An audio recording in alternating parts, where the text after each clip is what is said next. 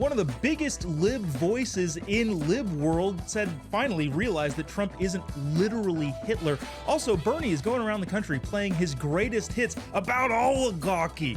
Apparently he's been doing that for 30 years. And also, they finally caught one of the Tesla vandalizers, and you're never gonna guess what this they, them, he, she, whatever looks like. Or maybe you will guess exactly what they look like. All that and more coming up on this episode of Turning Point tonight. My name is Jobob. Thanks so much for tuning in. Together, we are charting the course of America's cultural comeback. This is Turning Point tonight. And before we get into any of that, I wanted to hip you to what I thought was a fascinating opinion piece in MSNBC. Now, it's not fascinating because it's right in any way, shape, or form. It's fascinating because it gets you kind of in the mind of one of the libs. The headline from MSNBC, this opinion piece by a guy named Andy Craig, is "Some Democrats in Congress are starting to talk about impeachment. They're right. It's time to stop beating around the bush. Trump needs to be impeached and removed from office." Now, of course, that is a ridiculous headline, and most conservatives would gloss over it and roll their eyes as far back that their head possibly allows.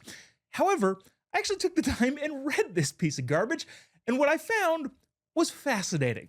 Now, this was a 19-paragraph opinion piece article, again, in MSNBC, talking about the impeachment of Donald Trump. Now, the first part of it goes to, well, there are some Democrats that are saying we should impeach him. And the second part says, well, some of the mainstream Democrats say that, well, that's we've done this too many times. It's not useful. And then they argue back and forth on whether or not they should impeach. Then he quotes Alexander Hamilton on what impeachment actually is. And then finally, in paragraph 16, almost the very end of this article, does he finally state, well, why? And he goes on to levy a bunch of vague and not realistic charges against the president and culminates with this. I'm quoting here, "But there is one charge encompassing the sum of it all, the supreme constitutional crime of tyranny." And that, of course, actually, makes quite a bit of sense, because we all know that President Trump was tyrannical when he mandated vaccines on all federal employees. We know President Trump was tyrannical when he pressured social media platforms to censor his adversaries. And we all know that President Trump's tyrannical move to preemptively pardon his entire family. Well, wait a minute. That's actually Joe Biden that did all of those sorts of things. I think he might be getting the tyranny wrong when it comes to the presidents that he's levying charges against. So with all of that, I think my main takeaway is, if Democrats seek to impeach President Trump again, good luck. How did that go the last couple times? And do you think you'll actually gain a political advantage from it? My guess is no, but I would love to hear what other people think. So here joining us today to talk about that and so much more is the elections reporter from The Federalist, Brianna Lyman, and conservative commentator Lily Kate. Guys, thanks so much for joining us. Thanks for having us. Brianna, I want to start with you here. Just politically speaking, you cover elections, and I think a lot of that has to probably look at polling quite often too. Does this seem like a move if libs were to try and impeach the president again?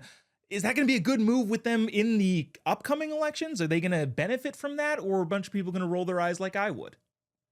I think it's going to be the latter of the two. If you look at the polling, first of all, you had 18 to 29-year-old men who shifted 29 points to the right from 2020 to 2024. 18 to 29-year-old men are not thinking about impeaching Donald Trump. What they're thinking about is, can I put food on the table and can I put a roof over my family's head? And in the months leading up to the election, I read so many articles from men who were either Democrats or independents who didn't even like Donald Trump for a while and said, at the end of the day, it's about if I can put food on the table and a roof over my family's head. They want policies that help them feel like they can lean into their masculinity. So that's not going to win them over. Then you look at the sizable shift we saw with Black and Latino voters. At the top of their list is also non-impeachment, right? It is crime, economy, and immigration. So Democrats are doing this to appease a base that they don't have to worry about. And until they understand that that's not a winning strategy, if they continue down this path, I do think they're going to lose worse in 26 and 28 than 24.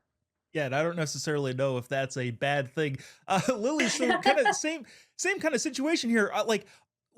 Are they not reading the room correctly? Like, what is going on in the mind of somebody who again, seriously writes this? If you would have told me that this article was from the Babylon Bee, I would have been like, yeah, that makes sense. But then this is a serious guy saying serious things in well, what some would say is a serious outlet, MSNBC. What's going on there?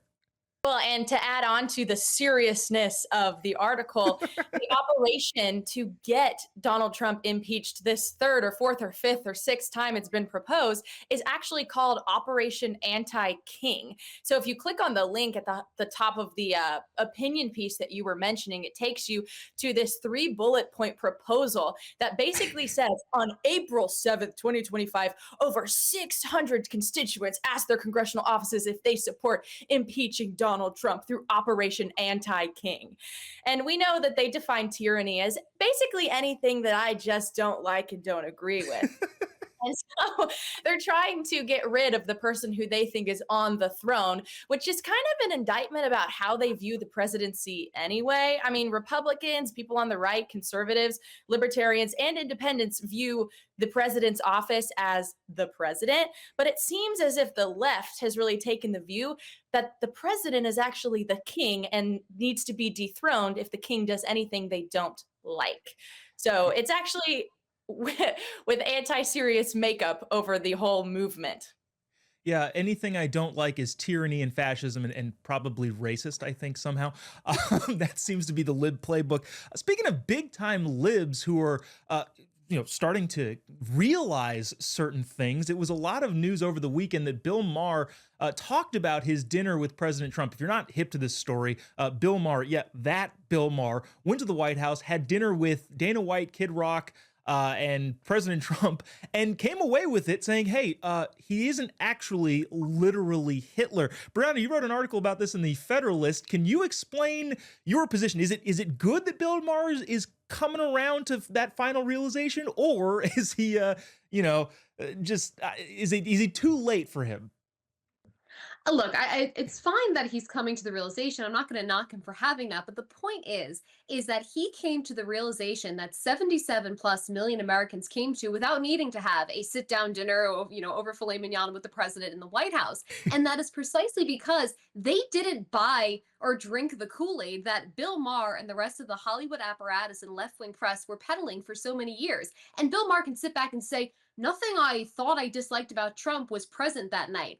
You call him Hitler adjacent. How did you make that determination if you never met the guy? And then when you meet the guy, it's like, oh, wow, I was really wrong about this whole thing, right? So it's, if anything, his entire monologue, one, could have been summarized in, hey guys, I lied to you for a decade. I was wrong. I feel like an idiot. And two, it's just an indictment of how dangerous the propaganda press and even honestly propaganda Hollywood is, because they spew this stuff to gin up opposition to Trump with no basis in fact. Yeah, no, I think I agree with that, the latter part. I'm not sure if Bill Maher was ever lying. I think he just got brainwashed by the lib media machine.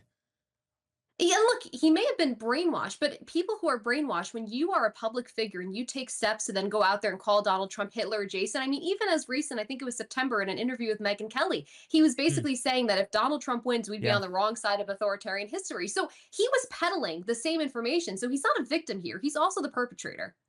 No, I agree with that point. Lily, so is it I guess the situation that Bill Maher is kind of the kid that actually needs to put his hand on the hot stove in order to be told that it's hot. He just doesn't believe anybody. And if that's the case, how many more people are out there like him that are being brainwashed, and what can we do to alleviate the fear that President Trump is Hitler?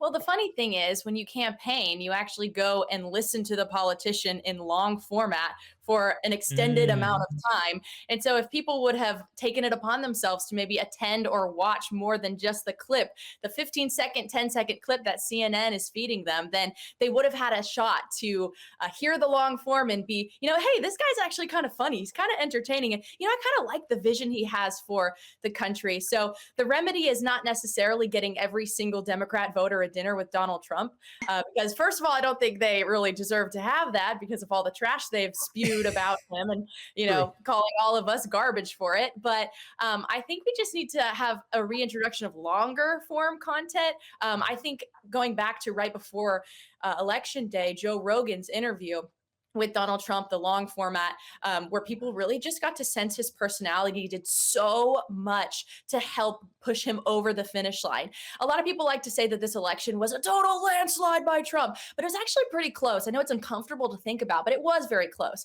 And every long format piece of media that Donald Trump was able to do helped him in a lot of ways. So I think we should take notes as conservatives that going on long form podcasts, going on the alternate media, doing interviews, and actually allowing the personality and the vision, the positive moral vision for America to flow through is something that we need to remember in upcoming cycles. And I'm just going to put it out there. I know that JD Vance is the best in the world at this, and I have confidence that next election cycle we'll be able to get on even more long form interviews and convince more people. Yeah, that'll be really interesting. It reminds me of that saying, what is it, that liberals take Trump literally but not seriously, and conservatives sometimes take him or they definitely take him seriously but not always literally, which I feel like that might be a perfect diagnosis for people like Bill Maher. Lily Kate, Brianna Lyman will join us for our second segment where we talk about, hey, you're not going to believe what this Tesla vandalizer looked like, or you might actually exactly believe what he looked like. Also, we're going to check in with Monica Page, Turning Point's White House correspondent, right after the break. Don't go away. We'll be right back after this.